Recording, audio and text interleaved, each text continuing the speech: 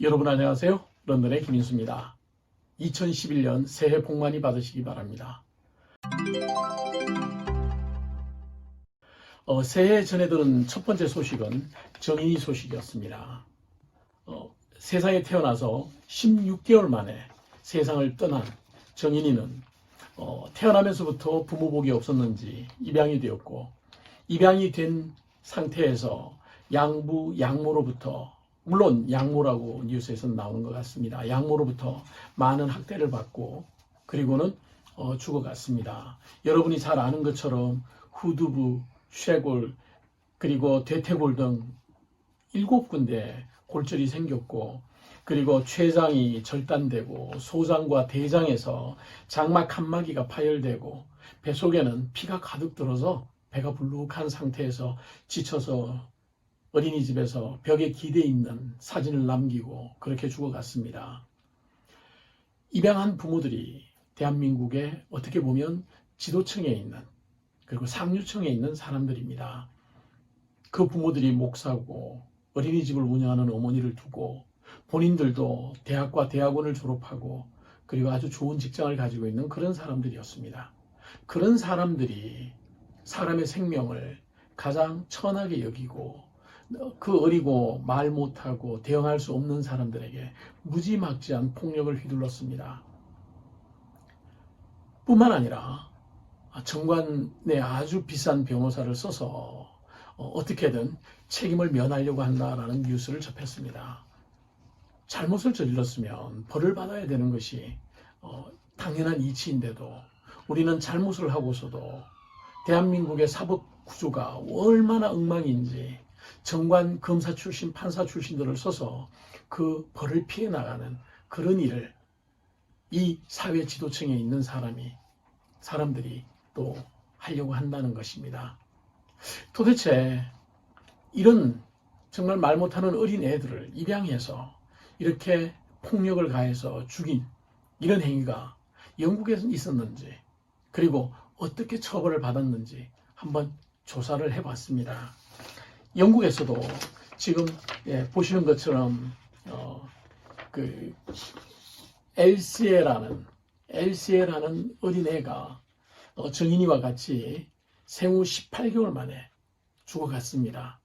물론 얘도 태어나면서 어머니 복이 없어서 자녀를 키울 수 있는 어머니가 아니라고 판단되어서 그래서 강제로 입양을 당했습니다. 물론 그 입양한 사람은 매튜 스칼리 힉스라고 하는 그런 아주 잘생긴 사람이었습니다.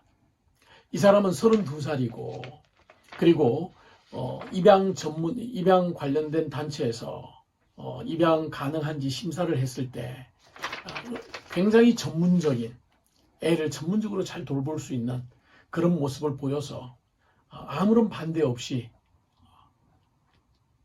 LCL을 입양할 수 있었습니다. 그런데 입양하고 불과 2주 만에 LCL은 죽었습니다. 어느 날 이머전시에 연락이 와서 가보니까 애가 죽어 있더라는 겁니다. 그리고는 애가 왜 죽었는지 부검을 해보니까 머리에는 무수히 많은 상처가 생기고 뼈가 다 부러져 있고 가슴에 가슴뼈가 다 부러져 있고 그리고 곳곳에 흉터가 있더라는 겁니다. 그래서 부검의가 뭐라고 얘기했느냐면 이거는 사고로, 즉 매튜가 얘기한 것처럼 2층에서 아래층으로 계단에 굴러 떨어졌다. 칸막이를 설치했는데 내가 부주의해서 칸막이를 막아놓지 않은 틈에 아기가 굴러 떨어졌다. 그래서 아기가 죽었다라고 얘기를 했지만 부검의는 머리에 생긴 부러진 해골은 절대 굴러 떨어져서 생길 수 있는 게 아니다. 이거는 위해를 당한 거다. 그래서 여기서는 살인의 증거가 될 것 같다. 그래서 거기에 대한 조사가 이루어졌고 결국은 매튜는 살인 혐의로, 과실치사가 아닌 살인 혐의로 기소가 되었습니다.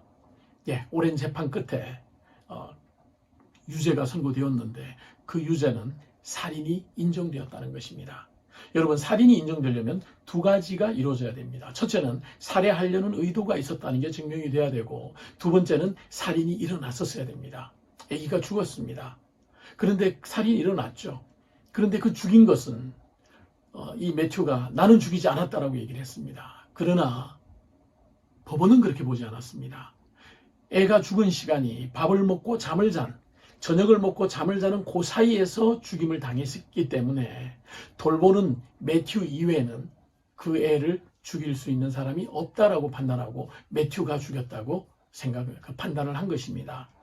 그러면 매튜가 본인의 주장처럼 과실치사였느냐? 잘 돌보지 못해서 애가 굴러떨어져서 죽었느냐? 아니면 애를 죽이려고 하는 의도가 있었느냐?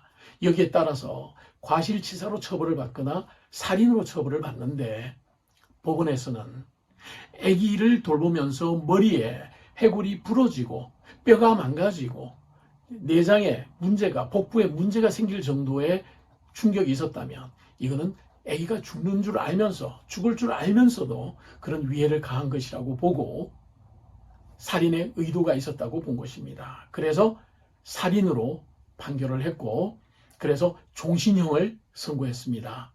그러면서 18년 이내에는 절대 가석방조차도 되지 않는 그런 종신형으로 벌을 내렸습니다. 이번에 정인이도 어린 것이 그렇게 머리에 뼈가 다 망가지고 복부에 피가 넘쳐서 가득 차고 그리고 대장과 췌장에 막들이 다 찢어지고 그럴 정도로 췌장이 다 찢어질 정도였다면 어린애에게 그런 위해를 가하면 죽는다는 건 누구나 다 생각할 수 있습니다. 죽이려고 하는 의도가 없었다고 절대 얘기하지 못할 겁니다. 죽이려는 의도가 없었으면 정인이가 그렇게 16개월 된 어린애가 그렇게 많은 상처를 남기고 그렇게 비참하게 죽진 않았을 겁니다. 이거는 살인입니다.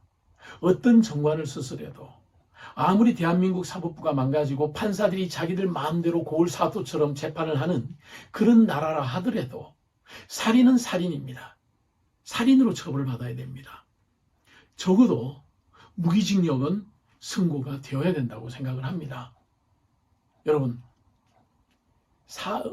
입양한 어린애가 이렇게까지 죽어갈 수 있도록 내버려두는 사회는 정말 온전한 사회가 아닙니다.